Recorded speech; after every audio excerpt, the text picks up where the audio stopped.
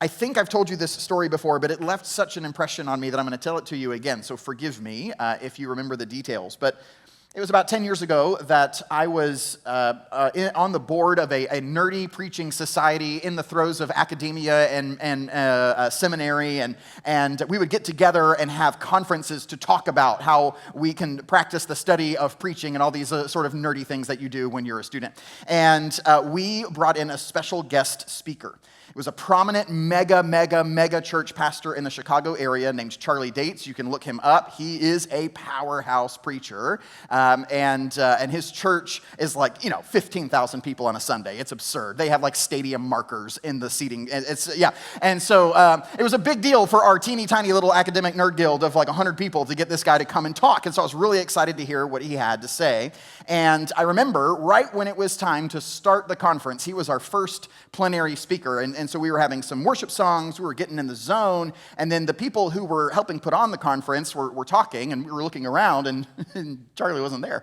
And so, which is a little bit concerning, because that's when your headliner is not actually in the building, and turns out wasn't on the campus, turns out was just landed in the airport and may or may not get there on time. And so there was just a little bit of anxiety amongst the people who knew. We were trying to keep a poker face so that everybody would know that we're going to be fine, we'll figure it out, we'll roll with the punches. Now, in that moment, I will confess to you that there was no small amount of judgment from a precocious 20-year-old who knew everything named Tim Norton. I had been in preaching class before, and I know that you have to come in early when you're a guest speaker so that you can connect with people and know who it is you're talking to. And so I told myself a story, 15,000 people on a Sunday. Are we not good enough for you to spend an extra 30 minutes with us, sir? Right? I just kind of felt a little prideful, a little judgmental. I told myself some reasons why this guy was coming in by the skin of his teeth just to speak and then probably hightail it back to the airport and not even stay for the rest of the conference. The audacity. I can't, I was imagining this diva of a dude to come in. Now, here's what happened. I said this by way of confession because I'm going to be the bad guy, not him. So he comes in to the conference, walks down the aisle, comes straight up to the platform, literally with 30 seconds to spare before he is supposed to speak, and then gets up and takes a breath. And he says, preachers, right, because all of us are nerdy preachers in the room, I want to come with an apology, but also come with an explanation. And then he says that he makes it a practice in his family to always ask his kids permission before he leaves town to speak at a conference. And it was really important for him to come to this one because his mentor that taught him how to preach was in the room, and he wanted to go. But the problem was that his daughter's birthday party was the night before. And she asked, is there any way for you to come to my party? And then he said, and I have to tell you that I want to come to you today as a better father than I am a preacher. Oh! Now, that's a poignant statement. That's now a life goal for me. But can I tell you how glad I was that I didn't speak a word of my judgment in that moment? I was like, man, I went from like the heights of judgment to the depths of shame. Like I had so quickly judged this dude's character and then realized he has more maturity and wisdom than I could ever dream to attain. He knew what people would have said to themselves and addressed it graciously, and yet called us all to realize there are more important things than nerdy preaching conferences for 100 people on a random Tuesday afternoon. And so it was that moment where I realized that the first impression I had of Charlie Dates was not the lasting impression that I had of Charlie Dates. Y'all know this, right? So first impressions can sometimes line up perfectly, and sometimes the first impression you have of someone is radically different than the lasting impression that happens over time. Now, the challenge comes in when we start to ask the question about our discipleship. Is our discipleship about making a good first impression with people around us, or is it about making a healthy, lasting one? There's an author by the name of Pete Scazzero, and he describes people like icebergs. This is not necessarily a spiritual thing, but it is a thing that is helpful. And he says, think about, for those of you that remember your biology classes from high school, an iceberg is this giant hunk of ice in the middle of the ocean, and it's floating. But you only see about 10% of the iceberg's mass. Most of it, 90% of the girth of this thing, is underneath the water, you can't see it. It's the reason the Titanic sunk. You couldn't see the thing that actually punched holes into the side of the boat. Now, he says people are the same way. We all present different behaviors and different attitudes and different postures and different personalities, but underneath the surface, what we can't see in each other, the 90% is the stuff that actually forms our deepest instincts on how to live. And he writes a book to say, what if the way we go about discipleship is really focused about the 10% we can see instead of the 90% that makes us float? It's a haunting question. But it's the question I want us to wrestle with today. Is it possible that our understanding of discipleship, that our understanding that churches are filled with disciples, with followers, with learners of Jesus, we use this word disciple in Christian faith to mean someone who is learning to follow Jesus. That word disciple is a word that used to mean apprentice. It used to mean someone that was just trying to pick up the lifestyle and the rhythms and the habits and the way of living of a person in a trade. And Jesus gathered disciples because he wanted them to pick up the trade of being his follower and living out his mission. But in our churches, we can use the word discipleship in a variety of ways. And today I want to double click on that word and say, what do we mean? Like if I were to tell you that the second ingredient of a flourishing DNA, the second component is not just flourishing leaders, but flourishing disciples. If a church is actually going to flourish, it can't just be filled with flourishing leaders. It needs to be filled with flourishing disciples. What does that mean? What is discipleship? How do we go about doing it? And what's our motive when it gets hard? Those are the kinds of questions I want to play around with. And I give you the iceberg analogy because when I read the first part of Titus 2 to you, Paul pivots. He's writing to Titus and he says, now that you've established that leaders are important, he tells the pastor, you, however, in contrast to the unhealthy influences of your culture, Titus, I want you to teach. And we say, yeah, now we're getting there, right? Discipleship. We're Presbyterians. We love the life of the mind. We want some good theology, some good doctrine, some good things, some good content. Your job is to teach, Titus. And then it says to teach what is according to sound doctrine. Doesn't that just sound like a 1,000-page dusty book from the 1500s? Like you're going to teach what's appropriate to sound doctrine. And most of us go, ooh, Lord. But the word sound is so important. What Paul is saying is it's not enough just to teach doctrine. You need to teach sound doctrine. He's giving a description that modifies the type of doctrine that's being taught. Sound doctrine can be translated from the Greek as healthy doctrine. It's a word that means whole, healthy, integrated, emotionally and spiritually. It's not a word that means correct. When I tend to read that word, I think, oh, teach what's true, teach what's accurate, give the good content. But Paul actually gives a descriptor that says it's not enough to be correct, it's got to be sound.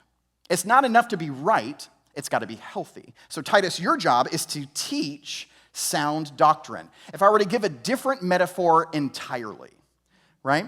It would be a phrase that I often will hum. I think it's from a guy named Jeff Vanderstelt, but he said, pay attention, you teach what you know, you imprint who you are. Think about that.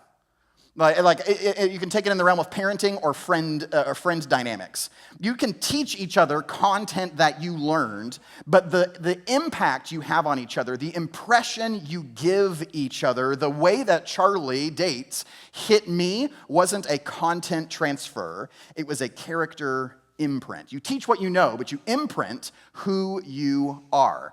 What Titus is learning is that the job of discipleship, the call of being a disciple is to be someone who imprints in healthy ways on others. I have little girls. They are 3 years old, and they are flourishing in their language skills, but they have been around me a lot, and that means that they are picking up language before we are teaching them grammar, right? We're not sitting down at a desk and doing phonics with our 3-year-old girls, but they can talk. And the other day, my little daughter used a word that is not a real word, but it's a word that I use all the time. It's the word squiggly swamped. And in case you're wondering, squiggly squamped has an etymology that goes back to the days of early marriage with me and my wife Kendra, and it means what it sounds like. It is a universally versatile phrase that can mean I have squirrely feelings that I'm unsure of. It's food that doesn't quite taste right? It's a day that just feels like a missed opportunity. To be squiggly squamped is to be outside of the parameters of what is ideal and best. And so when Lydia declares that her watch is squiggly squamped, we know what it means. But I also know that I have now forever scarred my daughter because she thinks that that's a real word. So, but I tell you that because you guys know this with language. We have to teach kids language on the back end of already learning it. Right? Like they're sitting in an English class, speaking English to each other, learning how to construct sentences that they already speak. So like there's a structure that's built to bolster up what they have already picked up intuitively. It's the same thing, right? You teach what you know. Let me show you how to diagram a sentence, but you've already picked up how to talk from mom and dad and caregivers, which is part of the reason why we emphasize reading so much to kids so that they pick it up. The question of the passage is, what kind of impression does our discipleship make? What kind of imprint do we make on each other? This would be a challenge to perhaps a bully pastor who teaches about boldness for Jesus, but the actual imprint that he gives on other people is aggression rather than boldness. It would be the challenge to a friendly church that teaches about community, that teaches the importance of hospitality, but the imprint they leave on guests and visitors is friendly without friends. It's closed communities rather than open. We're asked to look deeper beneath the 10% to say we've got an iceberg as a church, we have icebergs as individuals. What is the stuff that we might not have named, that we might not be aware of, that we need to dig into and form and shape so that the impression we leave is a gospel-shaped impression? It's a challenging question. Now, before we jump too deep into how we go about that, the passage also gives a whole bunch of instructions to different age groups. Did you notice this? The first thing Paul says is, Titus, you need to teach what's according to sound doctrine. To who? Everybody. And then he starts naming the groups of people. Now, this is where the passage can get confusing, because he addresses older men, and then addresses older women, and then addresses younger women, and then addresses younger men, and then addresses slaves, and then all of a sudden we go cross-eyed and think, what does this have to do with modern 21st century America and Fort Pierce? So let's talk about it. I want you to see, first off, whatever the specifics mean, the assumption of the passage is that this process of imprinting on each other is deliberately intergenerational, not multi-generational. It's a relay race, not parking spaces, right? So the idea is not for the church to be a spot where older seniors are over here and younger kids are over here and middle-aged are over here and all of the stereotypes are in their corners and they just look at each other but they don't talk to each other. That's multi-generational, that's good. But intergenerational shows this passage where Titus is supposed to teach the older guys and then the older guys are supposed to teach the younger guys and then Titus is actually instructing the more experienced ladies. The Bible translates it older women. I'm not saying that, the Bible is. And so then they teach the younger women, right? And then so on and so forth. And then there's this whole thing on slaves. And so there's this concept that nobody in the building is excused from the life of discipleship. Everybody is encouraged to be formed, to be imprinted, and then to make an imprint. Why? Because what Paul is getting at is the option is not available to us whether or not we imprint. The option is, what kind of imprint do we leave? You are influencing the people around you. You are leaving an imprint. If your imprint is, I want you to do your thing and me to do mine, that is an imprint. It's a negative one, but it is an imprint. If your imprint is gospel-centered, it's influential, it's prayer warrior, all of us leave an impression on the people that we spend or don't spend our time with. So, the challenge of an intergenerational connection. We're going to get into the particulars about what those words mean, but before we do, notice that challenge. To be an intergenerational church means a couple of things. And I'm going to try and talk to every group, including my own group, right? I recognize that I belong to the young men group, just like Titus did. And some of us in the group qualify for some of the different brackets. So we're all just going to be under the authority of Scripture, okay? So can I do this delicately, friends? So for the older men, I'm just using the words that the Bible uses. It says, right, that you need to be temperate, that you need to be self-controlled, that you need to be enduring and faithful and loving. For the older women, it says similar sorts of language. But notice what that means. If you have to replicate yourself, if you're imprinting yourself on the next generation, then the next generation's problems can't be just this annoying thing that you've already worked through. I see this in my own parenting where 3-year-old problems just feel trite. You know what I mean? Like, oh, I left my piece of paper in the classroom, and they're having an existential meltdown like they lost their left leg, right? But my wife, who is a voice of wisdom and experience in me, says, to them, it is serious. And you're going to earn the right to speak to the serious things when they're teenagers by taking it seriously when they're 4. Didn't I marry up? Yeah. Same thing is true for those of us in the room who are of retired age. You earn the right to speak in on grace and truth when you take seriously the actual challenges and experiences of those who are younger. So are we imprinting in a way that makes space and compassion for problems that you think are sort of silly? Or do we communicate that sort of like, it's not a big deal, you've already worked through that, I've already made it through and run my race?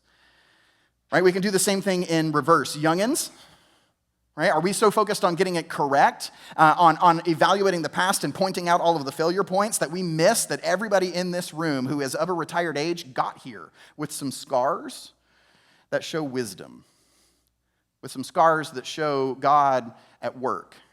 We can be so quick to try and point out what's correct that we miss the imprint that a generation above us can give.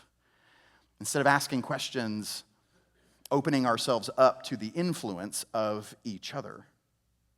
This passage would also say, are we satisfied with nice rather than connected? We can be nice to each other and never get close enough to leave an imprint. You see how this is talking about? Like, if we're actually teaching what's according to sound doctrine, it can't happen quickly. It can't happen just with content transfer. It has to be in relationship with each other over time, sharing influence back and forth. Right? David did a beautiful job of announcements. The boy is good looking and has jokes. I mean, that's fantastic. So when he talks about the gathering, we're going to have a family meal as an entire church. This passage would say, pause. Who are you going to sit with on Wednesday night?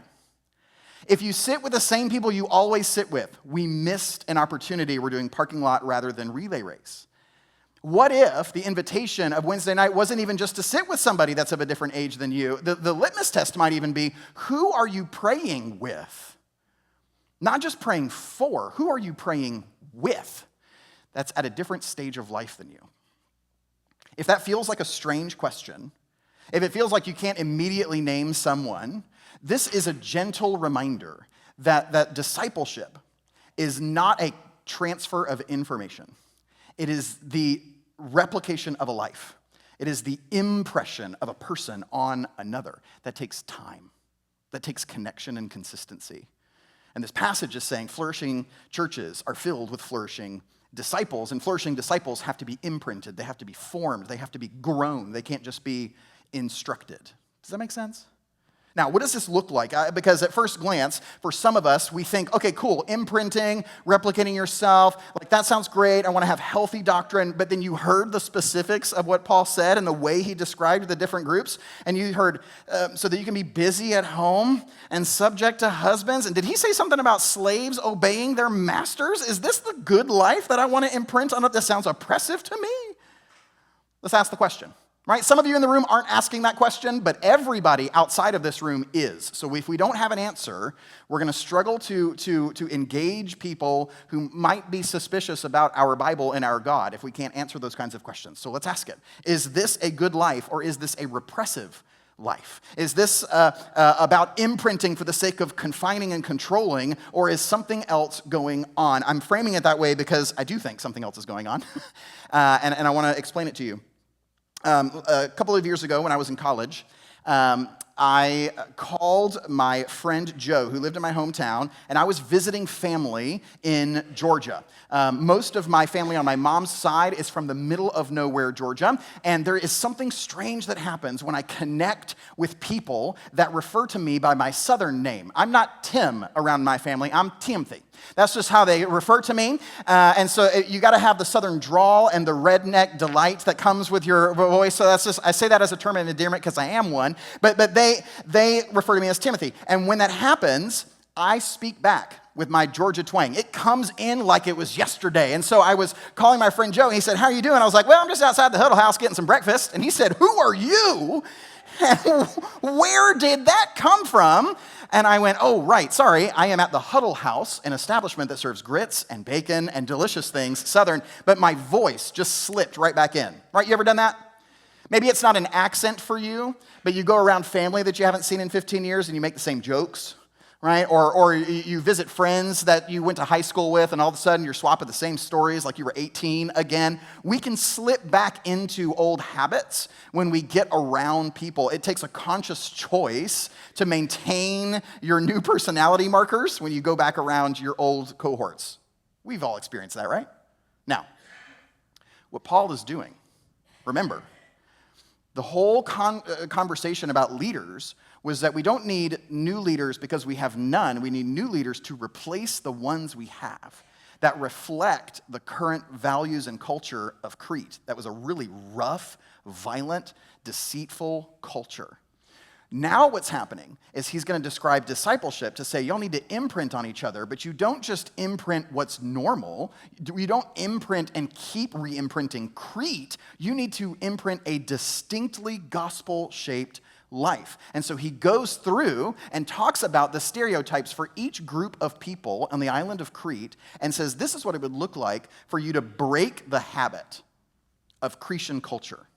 And so he says to all of them a phrase, self-control. It's something that's repeated with each group of people. For the older men, younger women, and slaves, everybody has to be self-controlled. And if you think that that's missing, he says it again.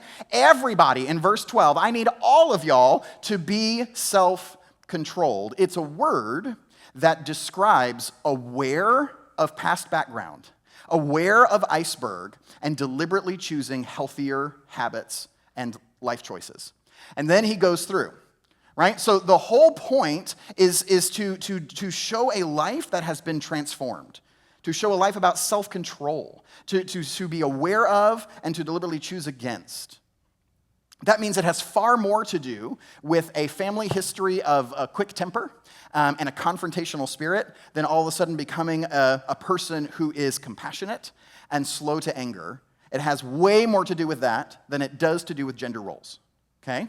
Now, let's talk about the gender thing, because that's part of it, and we need to address it. We have said in this church that different people view the role and the authority of men and women in the church differently. And we're not here to say that disagreements there mean that you love Jesus more or less. But what we do as a church is really try and zoom in and say, what is this passage teaching or not? Because the passage is our authority, not our culture and not our interpretation. This passage, I want to submit to you, and part of our denomination and part of the tradition of the church throughout the ages, we believe that this passage is better news than you think, especially talking to you ladies, and especially with how we talk about slavery. The phrase busy at home to you and I might sound sexist. Can we just say that? Because it sounds like you better be wearing an apron, barefoot, and somewhere along the lines of pregnant at home, right? That's just kind of what it sounds like. Like, ladies, don't you be out in the man's world. You need to be home busy doing your own stuff. That's just what it sounds like, right? But think about a first century context. In a first century context, the word home was not the domestic domain. It wasn't even just nuclear family. The word home was where churches met. It was where the economy flourished. It's where you worked. It's where you played. It was an economic powerhouse to be at home. To tell a female you need to be busy at home is to say you need to lead the economic center under your feet. You need to manage the stewards. You need to have the kitchen organized. You need to have all of the resources and the funding and the supplies. It was an empowerment, not a put in your place in its time. We hear the phrase, and we think, you're not allowed to work outside of the house. For a first century female, they would have heard the phrase that you need to take care and manage the household. That's different. Now, why that is said is because in the first century world, there was this going trend that men could do whatever they want. They could go and do philosophy. They could go and have romantic getaways with any male or female that they want. And what was happening on the island of Crete at the time was a small Roman empowerment of women who were saying, we're just as good as dudes, and we can be just as sexually explicit as them, and we can be just as frivolous with our time as them, and we're going to do it. And Paul says, if you do that, right? If you lean into that cultural training, if you lean into that lifestyle, what you're going to do is give people the impression that this new faith is actually the cause of that kind of reckless behavior. What I want you to do is be a powerhouse of leading that economic development center. Of when churches are meeting at your house, think about the Lydias of Acts 16. Think about the Phoebes of Romans 16. Think about these women that we list in Scripture who are incredible leaders in the first century church. Paul is saying, I want you to lead. I want you to develop. I want you to be in charge of stuff. It is empowering, not put in placing. Self-control. It's a different kind of self-control than we might have thought. Now, same thing with slaves, right? Now, here's the thing. N.T. Wright wrote a quote that I just want to give to you where he said, in the first century world, you and I would love for the Bible to say, and now because Jesus has risen from the dead, slavery is awful, terrible, and is wrong, and we should fight against it with everything we have, and we should never allow anyone to be a slave ever again. Thus saith the Lord, done. And then the 1600s never happen, and none of chattel slavery from Africa happens. We just want the Bible to fix it. It doesn't say that. It says, slaves, obey your masters. What does that mean? Now, N.T. Wright says, first, you've got to understand that for a first century world, the idea of saying overthrow slavery was just as viable as saying build a spaceship and go to Mars. It was so ingrained in the fabric of society that there was no category for overthrowing slavery from the top down. But what is in Scripture is actually the seeds of sedition. I love that phrase. It's the seed of something that eventually grows to actually overthrow the institution of slavery because it rots it from the inside out. There is a book of the Bible called Philemon that the same author writes, and he is giving the person who owns a slave that's run away a letter that says, dear slave owner, you love me and you love Jesus. Now here's what I want you to do. Love your runaway slave like a brother, not as a slave. You need to realize the radical reorientation of his worth and value in the eyes of God. And if you treat him like a brother, you're not going to let him stay enslaved. That's in the book. And so when William Wilberforce is doing abolition in England in his time and day, he is applying Scripture to say, we know that the whole trajectory of the Bible is to see people who are black, white, brown, and everything in between to be equal in the eyes of God. What this passage is doing is saying, given that slavery is a thing and given that this generation of Christians are never going to overthrow it, how does a person who has come to know Jesus and is stuck in slavery live? It's a different question. It's like pulling aside a colleague and saying, look, I know your boss is a tyrant and awful and you can't change it and I can't change it. Can I give you some tips on how to manage it? That's a different posture than saying, I endorse the boss. Paul is saying, hey, if you want to know how to live, this is what you need to do. Instead of fighting it tooth and nail, instead of being obstinate, instead of being vicious, what I want you to do is the opposite. I want you to be counterculturally amazing in your role. I don't want you to steal. I don't want you to feel superior. I don't want you to feel like just because you know Jesus and your master doesn't, that you somehow have the right to look down on them. I want you to be the model follower. Why? Look at the passage. This is a hard teaching, okay? But if you see in each of these passages, whether it's busy at home or obey your slave masters, all of them have a so that. And I'm going to read it to you. Excuse me. Teach the older women to be reverent all the way through. Verse 6 says, so that no one will malign the word of God. Similarly, young men, self-controlled, stop being violent, stop being sexually deviant, all of that sort of stuff, so that those who oppose you may be ashamed because they have nothing bad to say about us. Teach slaves to be subject to their masters. This is how you behave. This is what you do, so that, in verse 10, in every way, they'll make the teaching about God, our Savior, attractive. What Paul is interested in, is not putting people in boxes to behave. He is interested in empowering his believers to introduce Jesus to people who don't know him. That's a radically different posture. He's gathering a group that says whether you're older or younger, whether you're married and your husband knows Jesus or not, whether you are a slave and cannot free yourself, you are on mission, and this is how you live. It's about self-control. It's about being someone who knows that your true master, that your true husband, that your true lover, that the true identity is not in this world and not in these relationships anymore. It is with Jesus. You have been given dignity that nobody can take from you, but that's not license to go try and pick fights everywhere you go. That actually will tarnish your ability to introduce Jesus to them. This is what it's important for me to explain it like this. It's too easy to accuse of lowering the bar when we say, oh, well, that's not what that passage means. It doesn't mean we're promoting slavery, and we try and apologize for Scripture to make it mean less than it means.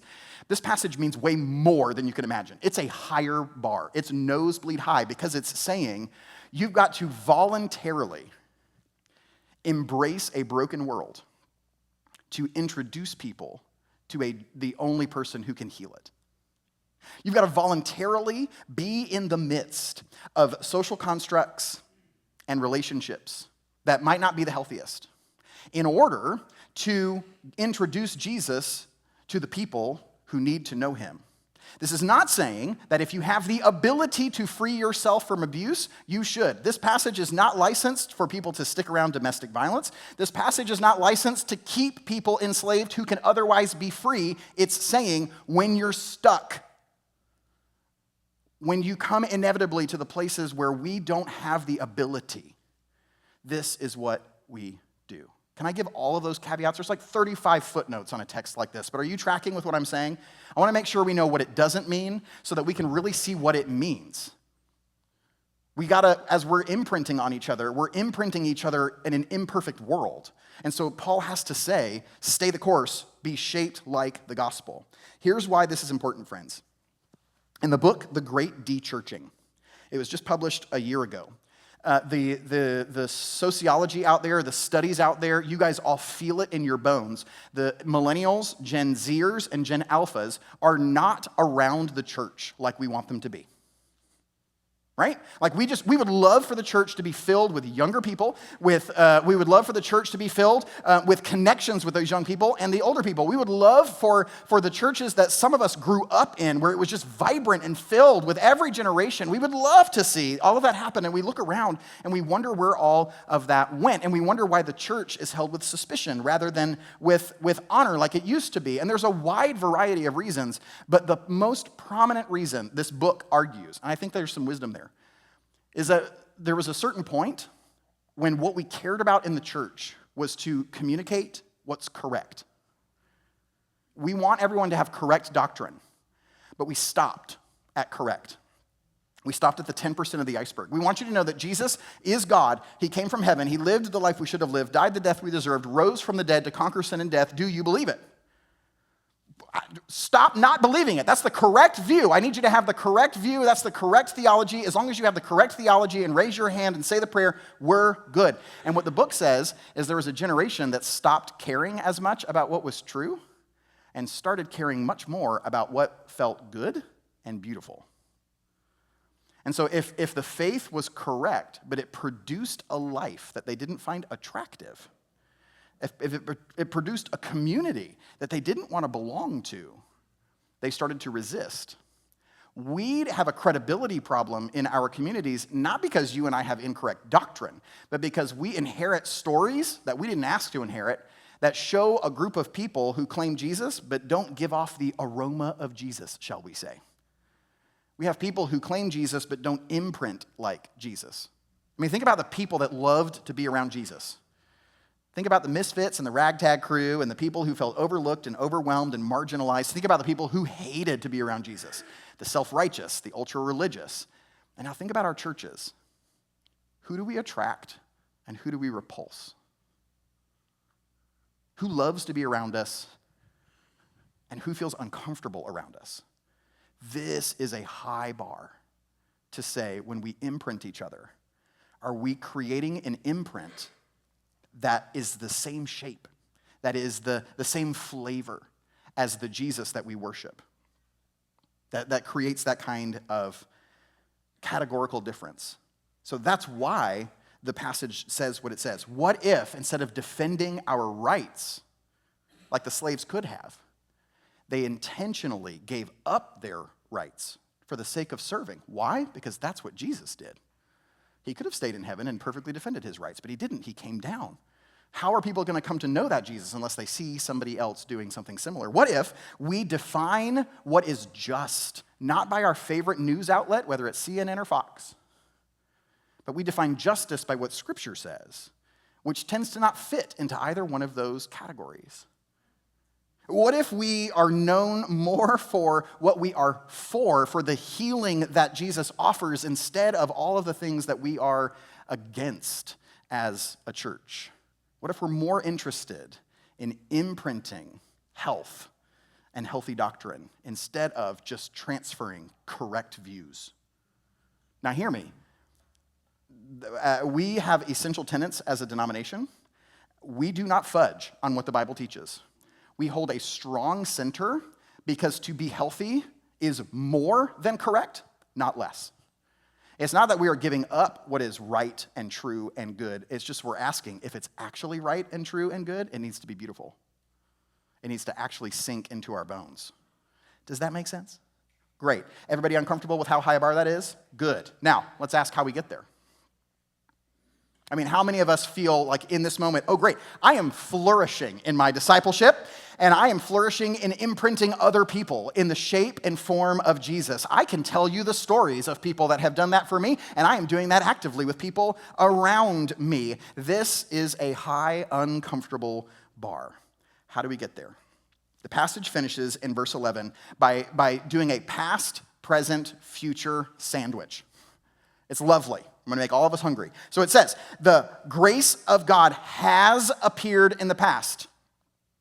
And when it appeared in the past, it offers salvation to all people. Then, in the present, that past grace teaches us to say no to ungodliness and to worldly passions and to live self-controlled, there's that word, upright, godly lives in the present age, while we wait for a blessed hope, which is the appearing of the Lord. The grace has appeared in the past. Glory will appear in the future. We are taught in the present. Why does this matter? Here's why it matters. Toddlers. We're back to toddlers, okay? There's something I looked up. It's called neophobia. It's the reason why my children hate my cooking. There's a medical term. I didn't know this, but neophobia is the reason why you have picky toddlers. Did you know this? There is a reflex in a toddler that is especially heightened, where when they taste bitter food that's unfamiliar, they spit it at you like you just tried to feed them poison. Now, the reason that they do that is actually the brain's reflex for making sure that they don't accidentally eat something poisonous. It's the reason why they should spit out the rocks that they put in their mouth when we're in the park, but they don't, whatever. Right? And so, but that is a reflex. Now, how do you get over neophobia? Because like broccoli is going to give that reflex. So when my kids are served broccoli, they think I'm trying to poison them. That's the bottom line of what's happening with this particular brain reflex. What you have to do is have up to 20 different impressions. They have to have it presented, to see it look good, to see other people eating it, to be able to taste and smell it up to 20 times before their palate starts to see it as safe food. It's an actual like neurobiological thing, which means I've got a lot of work to do for myself because I still have a toddler palate when it comes to food. But think about the metaphor. It takes 20 impressions before it starts to taste good. What Paul is saying at the end is the same thing that a parent would say to a toddler who's trying to learn how to like broccoli. The reason that these phrases might feel discomforting is because the life of grace, the life of discipleship, the life of following Jesus is going to have moments that taste bad at first.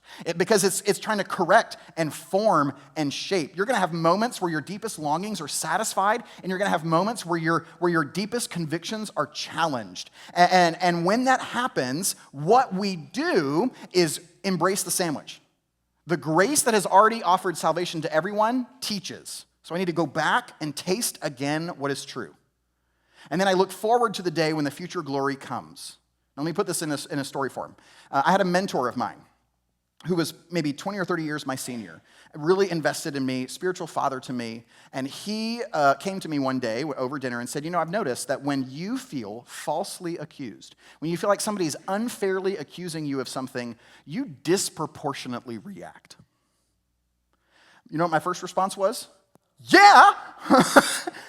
Like, who doesn't? Of course. Like, that's wrong. I shouldn't ever have to go through life being disproportionately accused of something. That should be my God-given right? I mean, I felt immediately defensive that, of course that's what I do. Who likes being falsely accused?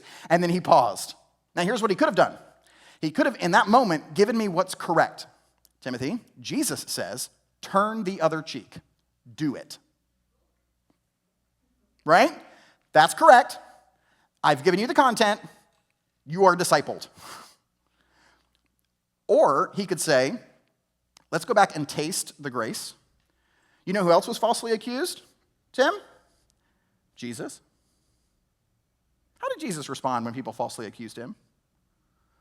He was rather quiet, don't you think? Why was he quiet when people falsely accused him? Because he loved even when he was misunderstood. Have you ever falsely accused Jesus of something only to realize that you were wrong and he was right? I bet you have. Oh, man. And how did he respond to you? Now, how do you want to live now? Did it take the first time? No. Am I still working on it? Kendra will nod her head yes. Right, so but I have to keep tasting the grace in order to be formed. That's the difference between managing my iceberg and going below the surface. If we're going to be flourishing disciples, we have to have friendships and mentorships and connections with each other that don't just transfer content, that don't stick to small talk, that don't just say, how's your day? Fine. How's your day? Fine. Good to see you again this week. We'll see you next week. We got to go into each other's lives in such a way where we can say those hard truths to give deeper grace so we can taste it. Because it's the only way that we will be healed so that we can show each other healthy. Don't you see? I had to get down to the deeper place. If we're going to have healthy doctrine, we have to experience the healing of Jesus. And this is where I want to finish.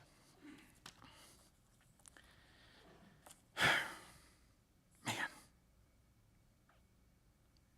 I wrote down on my notes just because I don't want to make it trite, but it feels disrespectful to not say it.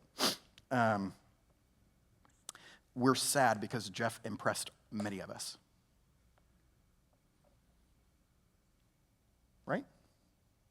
For those that knew him, our friend that passed away on Friday, we know the Elvis jokes, we know the quirky ties, we know the presence in the choir, but why we're sad is we know the prayer warrior, we know the kind soul, we know the guy who quietly built the AV booth, the wall, who quietly built a bookshelf in the Norton household because we have no handy skills whatsoever, the man who quietly did so many things because he loved to serve, the man who quietly prayed for his family every single day so they would come to know Jesus, the man who we miss was a man who left an impression on us. Our hope is not in people like Jeff. Our hope is in the Jesus who sent us Jeff. The Jesus that Jeff points to, and the invitation as followers of Jesus to do that for each other, imperfectly, but truly. Will we be people who go beneath the surface, who commit to each other, who go all in,